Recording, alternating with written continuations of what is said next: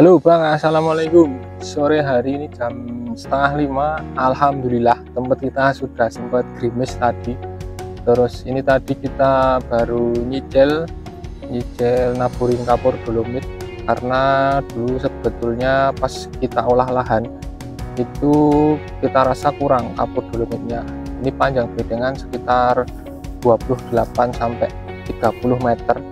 Biasanya itu kita habis sekitar 3 sampai 4 sak kapur dolomit yang kemasan 15 kiloan itu satu bedeng.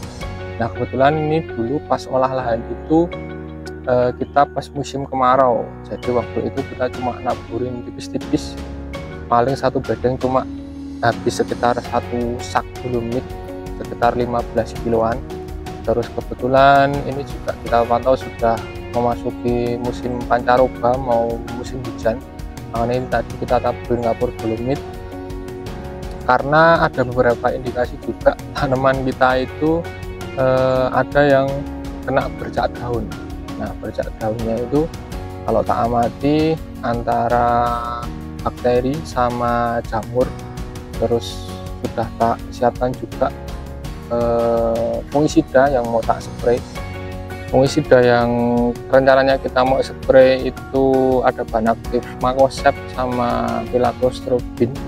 Kebetulan kita masih ada stok Cabrio cair. Terus rencananya juga mau tak mix sama Propinep. Nah tapi kebetulan karena sore ini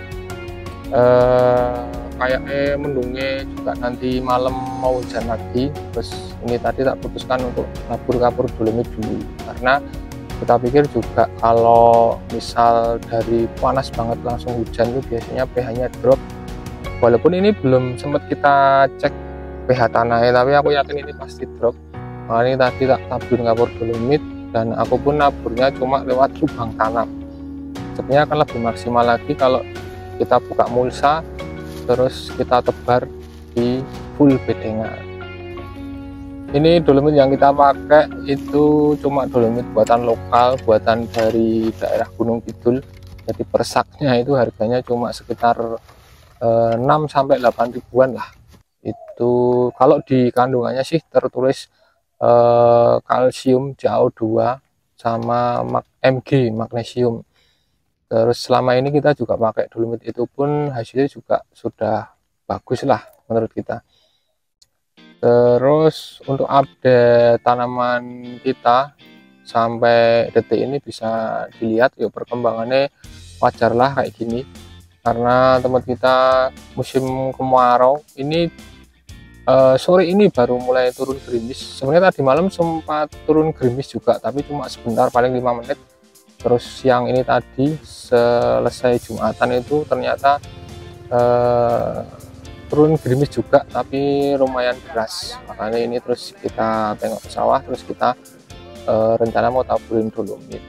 Terus juga kemarin sempet kita per video itu upload rencananya kita mau rempel tunas air, tapi karena ini enggak nutut waktunya, akhirnya tunas air sebagian tetap kita pelihara, walaupun sebagian yang sebelah barat itu tunas air tetap kita rempel.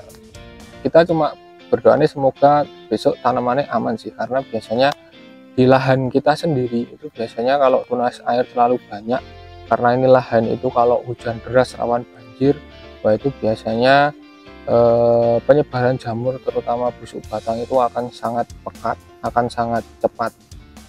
Makanya sebetulnya kemarin kita itu menerapkan rempel tunas air itu untuk meminimalisir itu, tapi karena waktunya juga nggak cukup, akhirnya ya tetap kita biarkan. Terus untuk masalah bule, teman-teman bisa lihat sendiri, tempatku juga ada beberapa yang kena bule. Ini bisa tak katakan per bedengan itu tak isi sekitar 140-an tanaman lah, itu yang berjajar dua. Itu bulenya ada sekitar 3 sampai paling banyak 7 pohon. Itu setiap bedengan tak rata-rata segitu, jadi tetap kena bule juga. Jadi yang teman-teman rasakan juga saya juga merasakan, karena bule itu memang susah diantisipasi. Walaupun kita itu udah rutin spray insek tapi nyatanya juga masih lolos, masih ada yang kena bule. Karena emang kalau tipikal buah tegak seperti kaliber, terus roket, terus ori 212 itu nek di tempat kita peluang kena bule itu masih banyak. Tapi untuk saat ini bulenya emang bisa dikatakan sedikit menurun ketimbang tahun kemarin. Nah, terus juga ini kan besok target kita kan panen paling enggak sudah memasuki musim penghujan, makanya kita nggak tanam tipikal buah yang merunduk alias RM. Kita tetap beranikan tipikal tegak tanamnya walaupun musim kemarau kemarin, dan kita juga berjajar dengan tanaman tua. Di sebelah kita itu ada Imperial Hijau, dan kanan kiri ini pas kemarin tanam itu padinya juga sudah mulai besar, jadi hama itu bisa dikatakan sawah kita itu dikelilingi sama hama. Tapi yos mau tidak mau kalau kita nurutin lingkungan sekitar itu mah nggak tanam-tanam, makanya kita beranikan diri untuk tanam.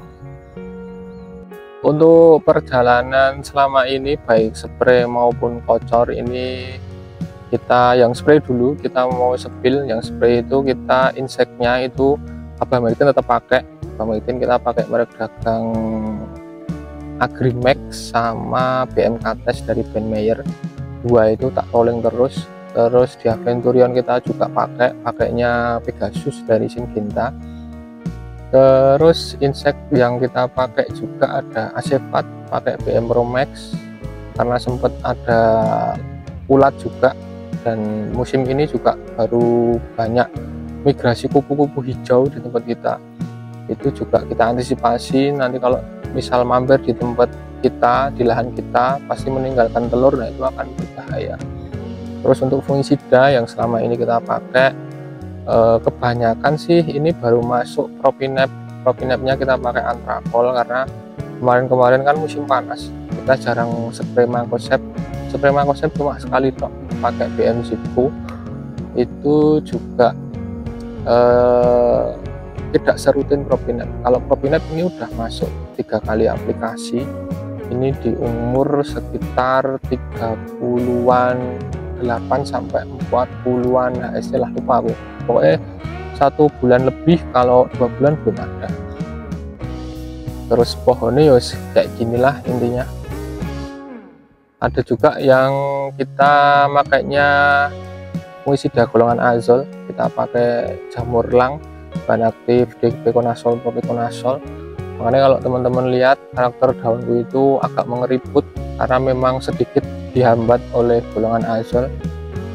Untuk tujuannya sih sebenarnya menurut kita kemarin karena biar karakter daunnya itu tebal, jadi kutu kebul itu nggak gampang menyuntikkan penyakit atau menginfeksi di daun kita. Makanya walaupun musim panas tetap kita aplikasikan Deconazole sama Propiconazole. Mungkin ini juga kontroversi bagi teman-teman karena fase vegetatif itu ada yang tetap tidak memasukkan golongan azol. Tapi bagi kita, jangankan vegetatif, mulai dari persemaian pun tetap kita spray pakai fungisida golongan azol, yaitu jamur lang.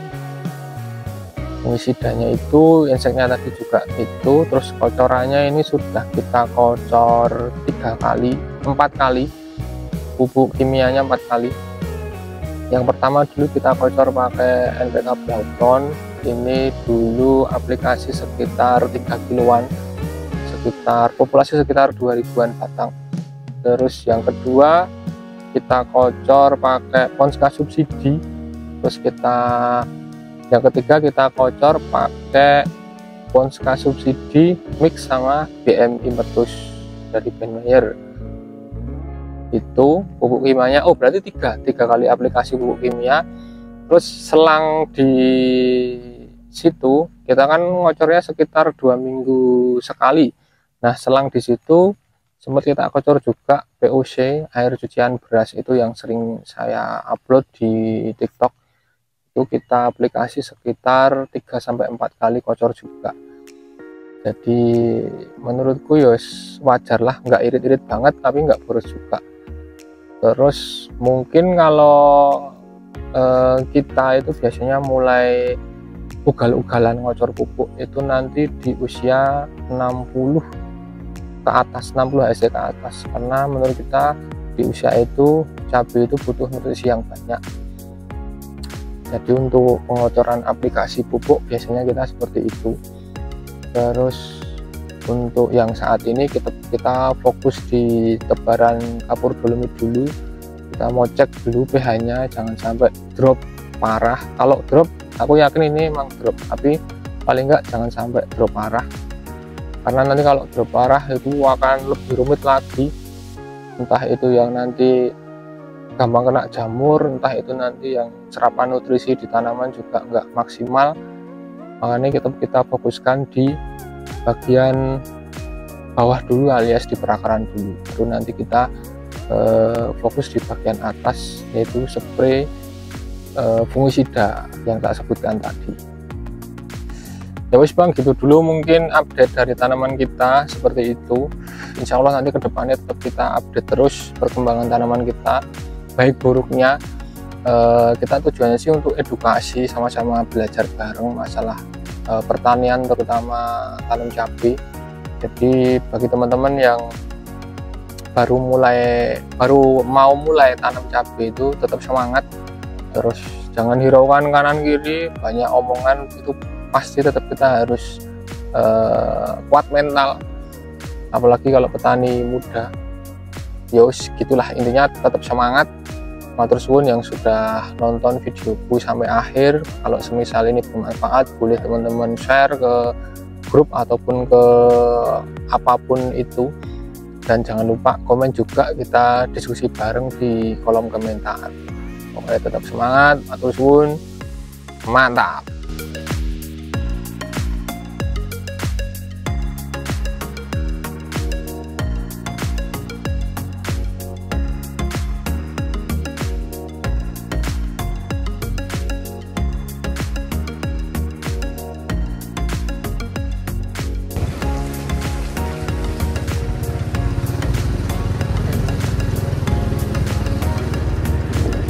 Kejar tayang nek